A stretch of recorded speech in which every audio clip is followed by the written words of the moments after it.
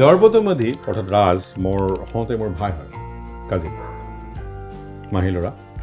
আৰু তাৰ লগতেই মই এই চাহ খেতি কৰি নিজকে চাহৰ খেতিয়ক বুলি পৰিচয় দি ভাল পাওঁ।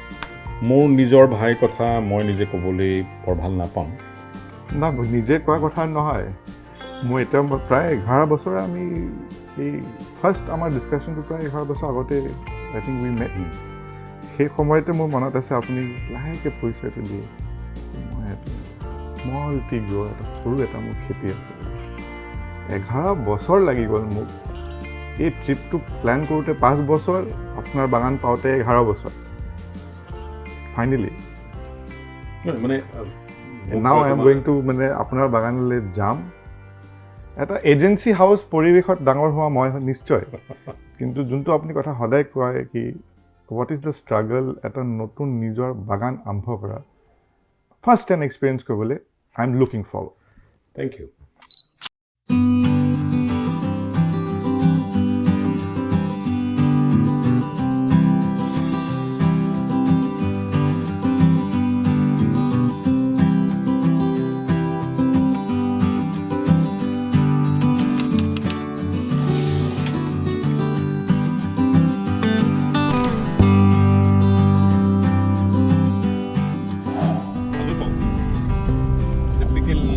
এখন অসমীয়া গাঁও meandering road.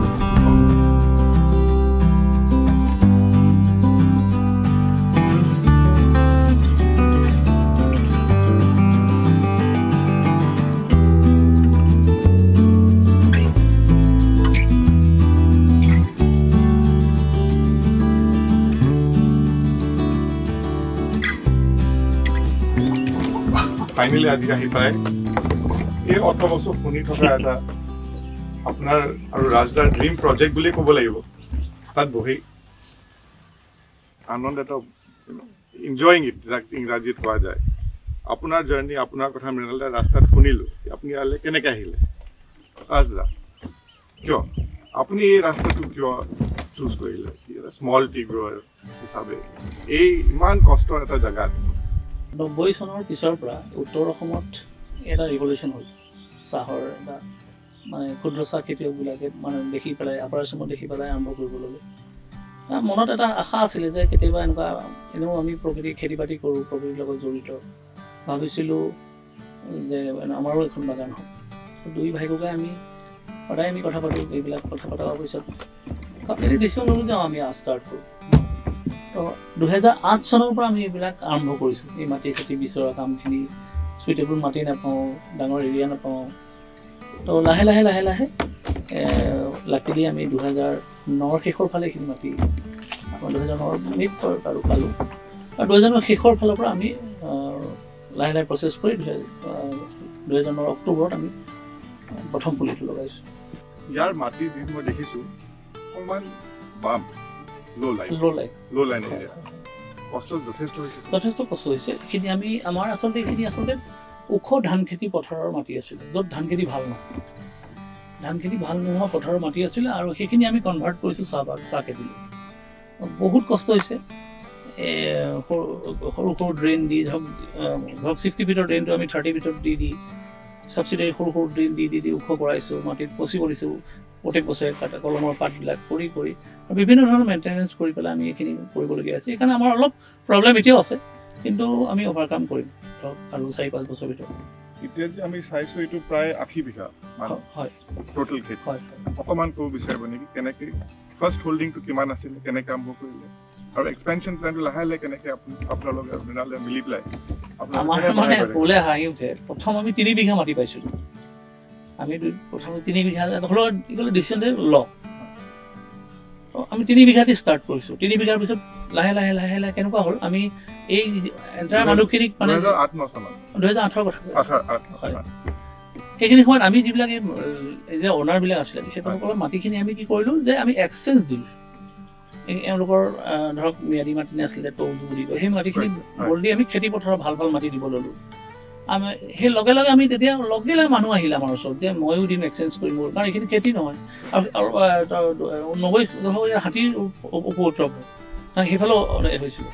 তো মানুহে আমি লাহে লাহে মাটিখিনি যেতিয়া এক্সচেঞ্জ কৰিব ল'লোঁ তাৰপৰা আমাৰ লেণ্ডৰ যোনটো বাঢ়ি গ'ল 3 বিঘা 5 লাখ। তাকে মৃণাল দাও ক'লে ইন এ ৱে সেই মাটিৰ যোনটো মানে যোনটো আপোনালোকে এটা প্ৰগ্ৰামে কওঁ এটা ভেৰি পাইনিয়াৰিং আৰু আননোন কনচেপ্ট এটা আপোনালোকে আৰম্ভ কৰিছে। 3 বিঘা মাটিৰ আপুনি আৰম্ভ কৰিলে 2008 নেক্সট লেগটো আপোনালোকে কেতিয়া এক্সপেণ্ড কৰিলে মানে 3 বিঘা পৰা নহয় সেইটো কণ্টিনিউ প্ৰচেছ আৰু ধৰক 2009-8ৰ পৰা আৰম্ভ কৰিলোঁ 2012 মানৰ ভিতৰত আমি এই গোটেই এৰিয়াটো আমি পাইছোঁ। মানে সৰু বাগান বুলি ক'বলৈ হ'লে ভুল হ'ব আৰু যি ধৰণে মই সদায় ফটোবোৰ চাই মোক জ্বলাই থাকে আজি সেই যে মোৰ আৰু জ্বলাব নোৱাৰে সেইটো মই আজি ইনশ্বৰ কৰিলোঁ ৰাজদাই আৰু মৃণালদাৰ লগত তাহাঁতৰ এটা ধুনীয়া বাগান চাই। চ' এখন বাগান বুলি ক'ব মই নিবিচাৰিম বিকজ মই সদায় চাহ খেতি বুলি কওঁ কৰি সৰু আৰু এক্সেল গোটেইখিনি কাম ৰাজেই কৰিছে মই গুৱাহাটীত থাকি খুব বেছি ডিগ্ৰী নখন কৰিছোঁ। বাট দ্য থিং ইজ দ্যাট তুমি যিটো কথা হোৱাট ইজ দ্য বিগেষ্ট মানে গৌৰৱ কি জানা খেতিৰ মাটি এটুকুৰাক চহোৱাৰ পৰা নি তাত গছ ৰুই আজি এই অৱস্থালৈ আনা 11 বছৰ পিছত is I know' it is struggling তাত পইচা নাই বাট তাক সেই মানে সেই ডেট ট্ৰেন্সফৰ্মেশ্যনটো ইউ কেনট ডিছক্ৰাইব। মই ইয়াতে ক'ব বিচাৰিম ষ্ট্ৰাগল চাহৰে হওক বা বেলেগ বিজনেছৰে হওক ষ্ট্ৰাগলটো চবৰে থাকে কিন্তু মই যোনটো ইয়াত এক্সপিৰিয়েঞ্চ কৰিলোঁ এটা ইউনিক লেণ্ড শ্বপিং বা মাটি বহুত মানুহে মাটি দখল কৰি পেলাই মাটি কাঢ়ি পেলাই মাটি লৈ পেলাই কিবা এটা ব্যৱসায় আৰম্ভ কৰে। ইয়াত দুজন ভাইয়ে এটা খুব ভাল ছিষ্টেম আৰম্ভ কৰিলে যিহেতু যোনজন মানুহে মাটি তাত অৰিজিনেল মালিক আছিলে তাহাঁতৰ লগত মিলি পেলাই এনেকুৱা এটা প্ৰচেছ আপোনালোকে কৰিলে it's something you should be proud of. মই এই কথাটো একেবাৰে প্ৰাউড যে যিটো মডেল যে আমি এজন মানুহৰ পৰা পইচা মোৰ আছে কাৰণে মাটি কিনিলোঁ তাত মই চাহৰ খেতি কৰি উন্নতি কৰিলোঁ মোৰ সেই মানুহজন সিজন মানুহ গৈ পেলাই মোৰ লেবাৰ হৈ গ'ল বা তেওঁ লেণ্ডলেছ হৈ গ'ল ডেট আই ডু নট ৱান আৰু সেইকাৰণে টুৰিষ্ট আমি ৰেচিঅ' এটাত তেওঁলোকৰ বেলেগ মাটি কিনি দিছোঁ অসমত যে দ্বিতীয় ক'ৰবাত আছে ডেট ইজ মই ভেৰি প্ৰাউড অফ যে তেওঁলোকে আমি য'ৰ পৰা মাটি কিনিছোঁ তেওঁলোকে ওখ মাটি কিনে আমাৰ বিক্ৰী কৰিছে ধান নহয় দ মাটি আমি তাত কিনি দিছোঁ তেওঁলোকক তাৰ বিনিময়ত তেওঁলোকে খেতি কৰি তেওঁলোকে আজিও খেতিয়ক বুলি নিজকে চিনাকি দি থাকিব পাৰে। I am really proud although the fact that we are struggling. Mrinal da, outing from Guwahati, entrepreneur's dream or a struggling farmer? I will call it struggling because আমি এইটো ষ্ট্ৰাগল কৰিয়ে আছোঁ যিখিনি কথা এই যে ইমান দিনে তোমাৰ মই ঘূৰি আছোঁ আকৌ বেক টু নিজৰ খেতিলৈকে আহিছোঁ আৰু যোৱা আধা ঘণ্টা ধৰি আমাৰ বিভিন্ন ষ্ট্ৰাগলৰ কথা তোমালোকে দেখি আছা। চ' এজ এ ফাৰ্ষ্ট জেনেৰেশ্যন এণ্টাৰপ্ৰেনাৰ আৰু এই ৰুৰাল ছেমি আৰ্বান জেগাবিলাকত যিবিলাক কৰি আছে সেইটো বোথ এজ এ জাৰ্নেলিষ্ট আৰু both as a entrepreneur himself journalist হিচাপে বা এজন পলিচি মেকাৰ হিচাপে বা এজন এমপ্লয়ি হিচাপে কথাবিলাক কৈ থাকিবলৈ বহুত সুবিধা।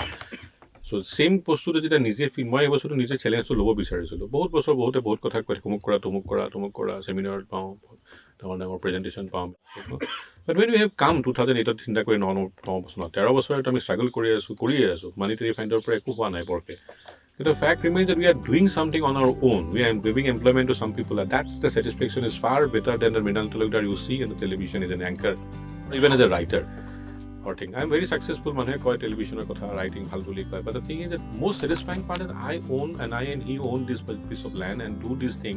We are struggling বহুত কষ্ট কৰি আছোঁ পাৰা নাই আকৌ এইবাৰ চিন্তা কৰিম বেলেগ পিগাৰীৰ কথা চিন্তা কৰিছোঁ এই ষ্ট্ৰাগলটো এটা এনজয়মেণ্ট আৰু সেই এনজয়মেণ্টত বেলেগৰ সেইকাৰণে চাই ফুৰিছোঁ তেওঁলোকে কেনেকৈ কৰিছে ইমান যুগ আজি যে তোমাৰ লগত বা মই গৈছোঁ পবিতৰা গৈছোঁ মণিগাঁও গৈছোঁ বঙাইগাঁও পবিতৰা চবৰে ষ্ট্ৰাগল কৰি আছে আৰু ষ্ট্ৰাগলটো যাৰ হৈছে তাৰ এটা তাৰ এটা empowerment far different than the person who is in a policy level or a employee or a employer মানে এই কথাটো আকাশ পাতাল কথা নহয় মানে প্ৰেক্টিকেল কামটো একদম বেলেগ প্ৰেক্টিকেল কামটো একদম বেলেগ বাহিৰৰ পৰা দেখা বস্তুটো আৰু পৰা কৰি পেলাই আমি আমাৰ চাগে কেতিয়াবা আপোনাক দেখাব এখন ফটো আছে পথাৰখনৰ আগত আমি দুটা মানুহ ৰখি আছোঁ হালধীয়া পথাৰ আৰু সেইখন যে গ্ৰীণ হৈছে এতিয়া সেইটো এটা ছেটিছফেকশ্যন কিন্তু ইকনমিটো দৰকাৰ সেইটো দৰকাৰ দেই লাগিবই আমি বেলেগ কিবা কিবি কৰি থকাৰ কাৰণে আমি কিমান দিন দৰকাৰ নিব লাহে লাহে আমি আশা কৰোঁ আমি ধৰক আৰু অভাৰকাম কৰিম কাৰণ আমাৰ যেনে মৃণাল দাৰ ষ্টৰিটো প্ৰায় চবেই জানে টিভি জাৰ্নেলিষ্ট ৰাইটাৰ অথাৰ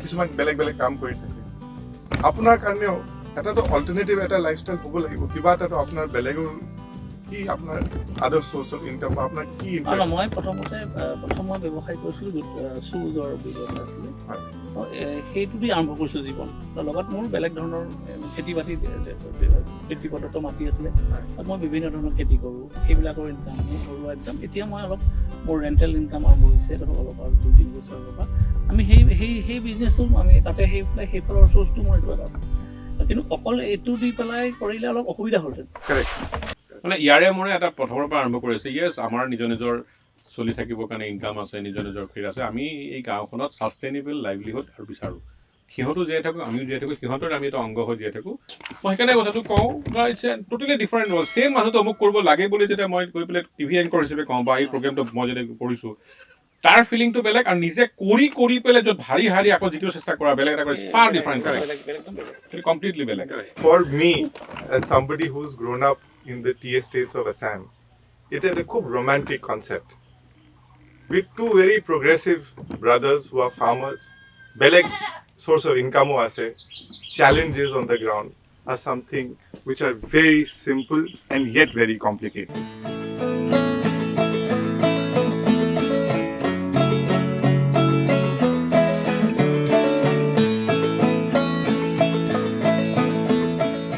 নিজৰ বাগানৰ পৰা ওলাই আহিলোঁ মোৰ ক'বলগীয়া নাই কিছু ভাল কিছু বেয়া উই আৰ ষ্ট্ৰাগলিং অভাৰ টু অনুৰোধ সোলাৰ এনাৰ্জি আছে কাম কৰা মানুহৰ এটা ফূৰ্তি আছে নিশ্চয় ঘৰ এটা জ্বলি গ'ল নতুন ঘৰ এটা বনাই আছে ষ্ট্ৰাগল চাব পাৰিছোঁ আলু আৰু অকণমান সিজিব পাৰিলে নহয় জানো আশুতোষ কিন্তু খোৱাটো সোৱাদ আছিলে মূল্য কথা যি ক'ব বিচাৰিছোঁ ষ্ট্ৰাগল যোনটো চবৰ তাতে আছে সেইটো এটা ডাঙৰ কথা নহয় ডাঙৰ কথা এইটো কি যি জেদেৰে দুজন মানুহে তাহাঁতৰ এইটো প্ৰাইমেৰী আৰ্নিং নহয় এটা ইক'চিষ্টেম বনাইছে যোনটো ইক'চিষ্টেম আগবাঢ়ি গৈ আছে প্ৰগ্ৰেছ হৈ আছে টোকলাই মানুহ আহি ইয়াত চাই আছে আৰু অহা সময়ত it will be a model garden that we can এমিউলেট